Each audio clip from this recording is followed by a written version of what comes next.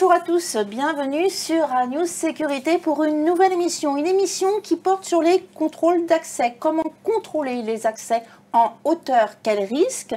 Quelles réponses? Voici le sujet qui nous anime aujourd'hui. Contrôler les accès pour prévenir tout risque d'intrusion et de malveillance. Une des missions importante des directeurs sécurité-sûreté. Si on parle des sites industriels, ils font face en permanence à une multitude de risques, bien sûr, dont les causes sont multifactorielles et variables selon la nature de leur activité. Garantir en toutes circonstances la protection, la sécurité du personnel, des équipements et des moyens de production, ainsi que des marchandises stockées, requiert un système de sécurité performant, intégrant des moyens de surveillance toujours plus évolués.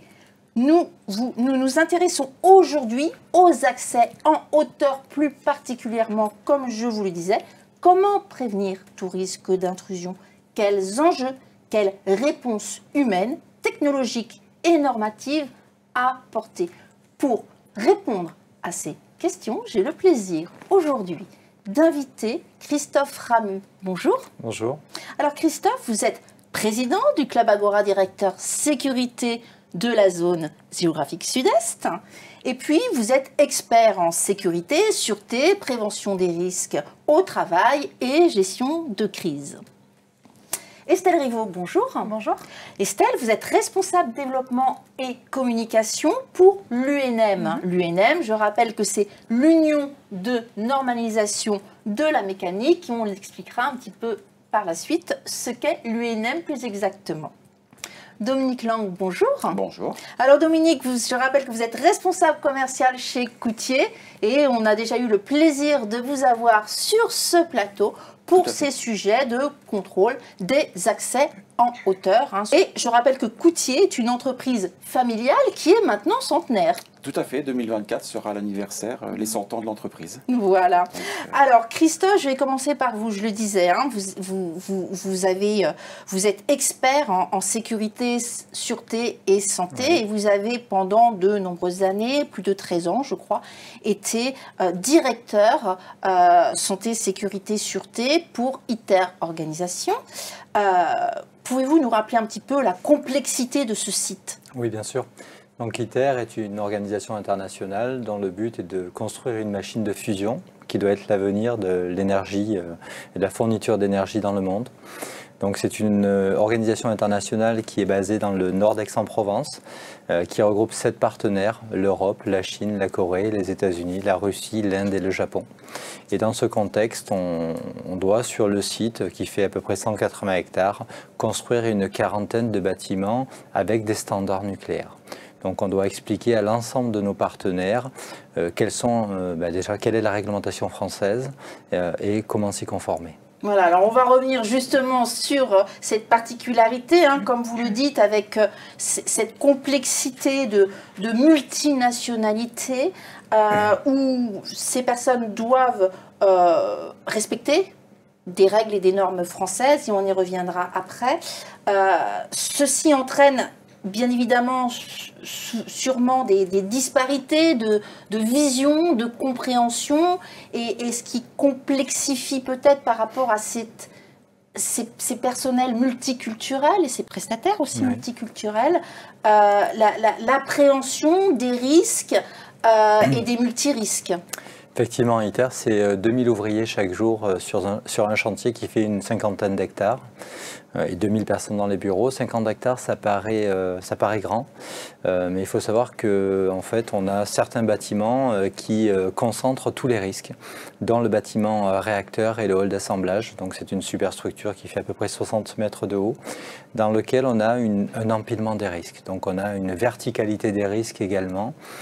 Déjà pour arriver jusqu'à la zone, en termes de, vous parliez de la complémentarité de la sûreté et de la sécurité, en fait on a une vraie coordination de ces travaux-là pour s'assurer que les gens, déjà qui ont seulement l'autorisation de rentrer sur le site peuvent y accéder.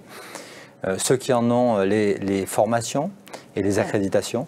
Et donc ça, c'est ce que j'avais fait sur ITER, c'est-à-dire de faire un mélange, entre guillemets, de l'accès physique et donc de la sûreté, donc de la prévention, de la lutte contre les actes de malveillance, mais que j'avais associé dans notre logiciel d'accès à des validations en termes de santé et de sécurité. C'est-à-dire que seules les personnes qui avaient suivi les formations et avaient les bons certificats de formation pouvaient accéder dans ces zones-là. Voilà, donc c'est vraiment cette particularité. Au niveau de votre fonction, lorsque vous étiez donc à ce poste chez ITER, est-ce que l'aspect santé, sécurité au travail était prédominant par rapport à la sûreté, ou c'était 50-50, ou c'était l'ensemble en fait, et comme vous le disiez, une coordination globale au quotidien? Je vais prêcher un petit peu pour la fonction que j'avais tenue. Je pense qu'il y a un vrai intérêt à ce que des fonctions de directeur sécurité et directeur sûreté soient des fonctions qui soient portées par les mêmes personnes, ce qui permet d'avoir un équilibre, parce que souvent ce qu'on peut mettre en place d'un côté peut aller à l'encontre d'autres fonctions. Donc moi j'avais toujours cet équilibre que j'essayais d'inculquer également à mes équipes sur la nécessité d'avoir un équilibre, je dirais, entre la santé, la sécurité et la sûreté. Et ça, c'est important. Ouais. Alors, on en parlait en début d'émission, hein, l'objet étant de parler de ces problématiques et de ces enjeux d'accès en hauteur. Est-ce que, du coup, là, c'est pareil, ça ne portait pas que sur la partie personnelle, chute, mais également, c'était un tout. Et qui cela concernait-il et à quel niveau? En fait, sur le site, comme je vous le disais, il y avait 2000 ouvriers chaque jour. Donc 2000 ouvriers chaque jour, ça fait à peu près 500 entreprises. Et en fait, on a un vrai rôle d'alignement, je dirais, des règles sur le site et vérifier que l'ensemble des entreprises qui accédaient au site avaient le même niveau de maturité vis-à-vis des risques. Et donc, en fait, on a mis en place un organe de surveillance et de gouvernance des risques HSE, enfin hygiène et sécurité environnement, pour s'assurer que les standards que nous définissions étaient bien propagés aux entreprises et que nous avions tous la même compréhension des attendus.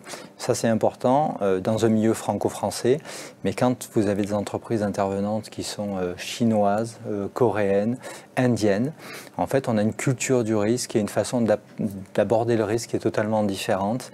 Et il y avait un vrai rôle de coordination en fait, de ce risque-là et d'appropriation du risque. Alors, on va revenir justement sur ce sujet tout à l'heure et vous allez nous expliquer comment ce que vous avez mis en place pour ceci. Estelle, je me tourne vers vous. Je le disais tout à l'heure, hein, donc vous travaillez au sein de l'UNM, l'Union de normalisation de la mécanique. Est-ce que vous pourriez nous expliquer un petit peu en quoi cela consiste? Alors, nous déjà à l'UNM, donc nous sommes ce qu'on appelle un bureau sectoriel. Nous agissons par délégation de l'AFNOR. En fait, l'Association française de normalisation, l'AFNOR, détient, grâce au décret, le pouvoir donc d'établir, d'écrire les normes en France. Et elle délègue une partie de ses activités sectorielles à différents bureaux, dont nous, donc pour la mécanique, mais aussi nous avons absorber le caoutchouc et aussi l'acier, la sidérurgie. Et donc nous, notre rôle, nous abritons des commissions de normalisation, il y en a à peu près 120. Et donc dans chaque commission de normalisation traite d'un sujet technique bien précis avec un périmètre bien défini. Aujourd'hui, on parle donc de ces installations industrielles. Nous, on parle de l'UNM 50 qui regroupe des parties prenantes de ce sujet, comme donc Monsieur Lang juste ici, et qui vont se réunir pour plusieurs choses: écrire les normes, les mettre à jour, faire passer leur point de vue, leur savoir-faire dans ces documents techniques. On parle de ça au niveau français. Nous, notre rôle, on a un rôle de neutralité. On est là pour mettre toutes les parties prenantes d'accord, puisque nous avons des fabricants, mais aussi des utilisateurs, des pouvoirs publics. Tout le monde se réunit vraiment pour créer une norme qui fasse office de langage commun et donc qui mette tout le monde d'accord et qui permette à tout le monde d'avoir des règles identiques. Voilà, on parle des normes, effectivement, donc on l'a bien compris et ô combien d'importance, et on reviendra sur ce sujet tout à l'heure. Là encore, donc vous avez mis en place, à l'aide de ces différents acteurs sur le marché, des normes liées notamment aux accès en hauteur. j'imagine que si on met en place des normes, c'est parce que justement, il y a eu à un moment donné un état des lieux, des risques liés à ceci, et on veut aller vers des équipements qui vont répondre le mieux à ces risques. Est-ce que vous pourriez nous donner quelques chiffres, oui, justement? Tout à fait. En 2019, donc, on faisait état d'environ de plus de 10% des accidents de travail étaient liés à des chutes de hauteur. Ouais. C'était la 3e raison d'arrêt de travail de plus de 3 jours et la 2e cause de mortalité, et dont on compte à peu près 50 décès par an. Et donc, c'était un vrai défi pour la Direction générale du travail, et donc tous les fabricants aussi de ce type d'installation qui souhaitaient donc faire évidemment baisser ces chiffres. Et on reviendra justement sur la normalisation après, le gros travail que vous menez. Dominique, alors comme le disait Estelle, en tant que fabricant, et j'ai envie de dire fabricant responsable quelque part, vous travaillez vraiment dans ces groupes de réflexion au sein de l'UNM. Pour vous, c'est essentiel ? Alors effectivement, à deux titres. D'une part, effectivement, en tant que fabricant, c'est qu'on se doit de respecter des prescriptions techniques qui sont effectivement éditées par ces organismes, je dirais, de tutelle. Et donc, nous, en tant que fabricants, ça nous permet effectivement de définir donc, des gammes de produits et ainsi d'assurer ensuite à nos utilisateurs la fiabilité, la sécurité d'utilisation dans le temps. Ça, c'est effectivement les choses premières. Après, en tant que fabricant, effectivement, il est toujours très important pour nous de remonter dans ces groupes de travail, je dirais, tout ce que nous découvrons au fur et à mesure, je dirais, des discussions avec nos clients partenaires, parce qu'on a toujours effectivement des cas de figure de sécurité qui se posent tous les jours, sur lesquels il n'y a pas effectivement de solution apportée ou pas présentement. Et donc, par le biais effectivement des groupes de travail, on peut effectivement aborder ces nouveaux thèmes, ces nouveaux aspects de sécurité, et ensuite trouver des solutions, et donc ensuite les transcrire dans des documents normatifs que nos clients pourront ensuite utiliser. Alors, ces normes ne sont pas obligatoires. Hein. Alors, effectivement, certaines sont effectivement d'application obligatoire quand on a effectivement un décret d'application, mais la plupart d'entre elles sont des normes de construction qui sont effectivement des documents de référence sur lesquels, effectivement, en cas de problématique, la jurisprudence va se référer pour savoir quel était effectivement le document support existant.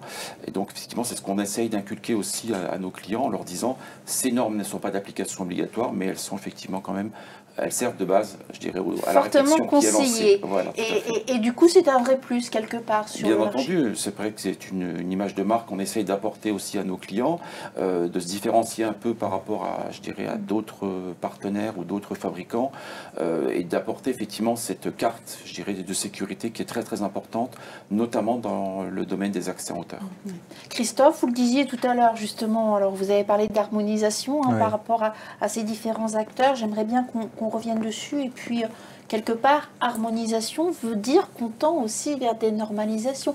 Est-ce que c'était un aspect pour vous qui était essentiel? C'est un aspect essentiel. Il y a eu un vrai travail d'accompagnement vis-à-vis de nos collègues étrangers, parce que ce côté non obligatoire de la norme, mais qui est utilisé en jurisprudence, il a fallu expliquer qu'effectivement, même si elle n'était pas d'application obligatoire, c'était quand même des règles de bonne conduite. Et en fait, ça a été très important de pouvoir communiquer auprès de tous que ce que l'on mettait en place avait une vraie valeur ajoutée en fait. Et en fait, on opposait la réglementation anglo-saxonne à la réglementation française, ou la réglementation française, on vous donne l'objectif sans forcément avoir tous les points d'étape. Là où dans la réglementation anglo-saxonne, on va vous donner tous les points d'étape pour arriver à l'objectif. Donc en fait, on a eu énormément d'échanges. On a mis en place ce qu'on appelle le Safety Leadership Team, qui est l'organe de gouvernance en fait de la santé-sécurité sur le site ITER, pour embarquer les entreprises qui étaient partenaires du projet et pour partager cet objectif commun de résultats santé-sécurité pour protéger les gens. D'accord, donc on comprend bien l'importance. Aujourd'hui, Estelle, vous travaillez depuis quelque temps sur un nouveau projet de norme, qui est la norme NFE 85017, une norme donc, l'idée étant de pousser la France à mettre en œuvre une norme, mais au niveau européen, c'est bien ça? Alors, pour le moment, on est donc sur cette norme qui est sur les moyens d'accès et passerelles déplaçables, donc c'est plutôt pour les maintenances et constructions d'avions et de trains. On la développe au niveau franco-français. Déjà, on essaie tous, ça permet d'avoir un consensus au sein des acteurs français. qu'ensuite on essaiera évidemment de porter au niveau européen. Au-delà de ça, on a aussi une série de normes dites franco-françaises, donc on a développé au niveau français, donc sur ces moyens d'accès, qu'ils soient permanents, fixes, etc. Et donc ces normes-là, effectivement, notre défi aujourd'hui, c'est de les porter au niveau européen, puisque, comme vous l'avez dit, évidemment, toutes les normes sont volontaires, certaines sont d'application obligatoire, c'est 1% uniquement des normes. Mais en revanche, lorsqu'une norme est développée au niveau européen, tous les pays membres de l'Europe sont obligés de les reprendre. Donc il y a ici un véritable enjeu pour le pays qui réussira à verser, entre guillemets, le plus possible de son savoir-faire, de sa façon de faire, puisqu'il sera ensuite quand même un petit peu repris dans tous les autres pays membres. D'où là, on sort le bon code gaulois pour demander aux différents acteurs d'être présents. Motive les parties. Alors, nous, effectivement, en tant que bureau de normalisation, notre rôle, c'est de motiver les parties prenantes, mais on s'appuie aussi sur des parties prenantes motivées, comme chez Coutier Industrie. C'est vrai, M. Lang, ils sont extrêmement motivés pour aller chercher d'autres parties prenantes, les faire s'investir aussi également, pour effectivement aller monter un petit peu au créneau, aller au niveau européen, participer un petit peu plus, et pouvoir effectivement faire de ces normes sur lesquelles on a beaucoup travaillé, qu'elles soient reprises le plus possible au niveau européen par rapport à d'autres pays qui souhaiteraient imposer les leurs. Voilà, et au sein donc de ces groupes de travail, on peut retrouver à la fois des fabricants, des installateurs, mais aussi des décideurs, des utilisateurs finaux. Tout à fait. Nous, au contraire, on aimerait, il faut qu'il y ait tout le monde autour de la table. On a cette responsabilité-là aussi en tant que bureau de normalisation d'avoir un tour de table qui reflète vraiment aussi l'ensemble de la chaîne. Exactement, puisque en fait ces normes, c'est une application volontaire, il faut qu'elles reflètent l'état de l'art, et l'état de l'art, ce n'est pas seulement les fabricants qui le font. Merci beaucoup Estelle. Dominique, alors on l'a bien compris, vous êtes vraiment partie prenante de ces normes pour concevoir finalement quelque part des produits qui correspondent tout à fait à ce que, au sein des groupes de travail, vous avez souhaité mettre en place, parce qu'il vous semble, oui, avec les autres acteurs, mais évidemment pas vous tout seul, mais qui vous semblent les plus, on va dire, safe, entre guillemets, ou les plus correspondre aux besoins des utilisateurs finaux. Ces produits aujourd'hui, concrètement, qu'est-ce que c'est exactement pour Coutier? Alors, on a effectivement évoqué en début de table ronde ces aspects de sécurité d'accès en hauteur. Donc, il faut savoir que dans le domaine industriel, 2/3 des accès en hauteur sont réalisés par des échelles fixes, donc avec crinoline pour la protection collective. Et donc, ce couloir, je dirais, vertical, donne effectivement la possibilité à tout utilisateur d'emprunter effectivement l'ascension et d'arriver ensuite sur des zones un peu dangereuses, sensibles, voire ne serait-ce que par la hauteur, mais également par l'activité que l'on va trouver en partie d'arrivée, à savoir un risque électrique, un risque nucléaire ou chimique. Et donc, à ce titre, le meilleur moyen, effectivement, de contrôler ces accès, que ce soit pour l'aspect sécurité, mais également sûreté, c'est effectivement d'en réglementer physiquement la partie basse, donc par des dispositifs qui vont effectivement répondre à ces critères de normalisation.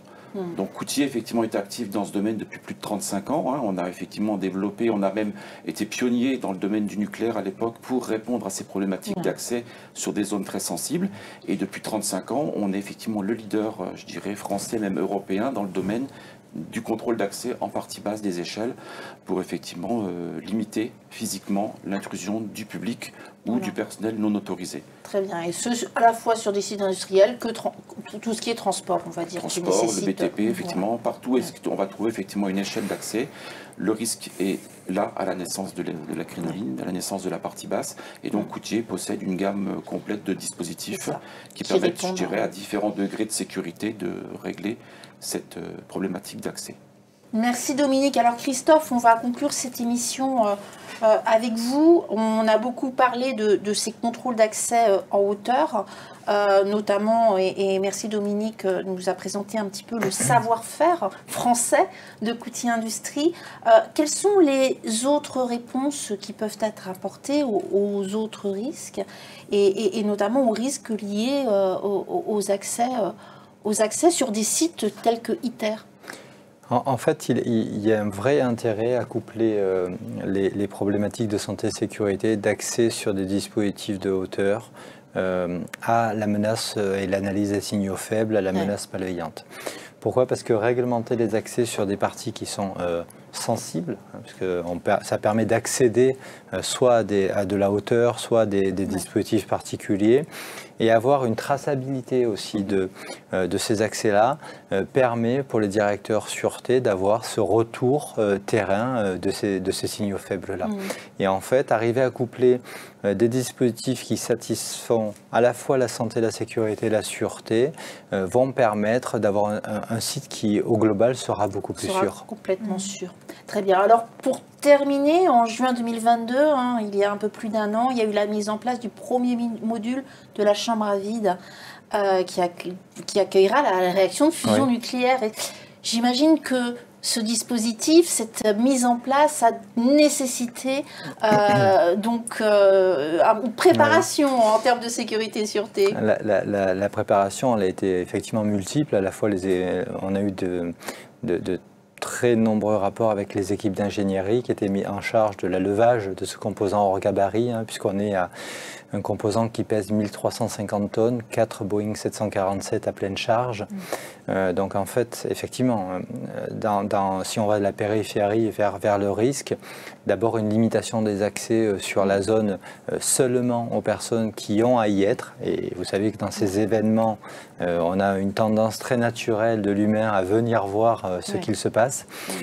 Donc avec la mise en place de dispositifs physiques pour empêcher l'accès sur les zones les plus dangereuses, une délimitation de la zone également, une coactivité forte qui doit être maîtrisée, c'est-à-dire analyser l'ensemble des événements se produisant sur le site pour éviter qu'un événement vienne perturber cette séquence-là qui est particulière. On pense par exemple à une coupure d'électricité sur le site, ça peut se produire, ça s'est produit sur des levages, et là on rentre sur un peu plus de difficultés. Et donc c'est un moment particulier où tous les effectifs se retrouvent autour d'une séquence clé de l'assemblage du réacteur. Et donc en fait, avec les équipes d'ingénierie, on avait le dernier mot pour dire oui ou non, on peut faire cette séquence d'assemblage-là. Très bien. Et bien, écoutez, sur ces jolis mots et ce retour de belle expérience, je vous remercie à tous les trois d'être venus sur ce plateau aujourd'hui pour parler de cette particularité d'accès en hauteur. Et à bientôt pour une nouvelle émission. Merci à vous tous et à très bientôt sur News Sécurité. Merci. Merci beaucoup.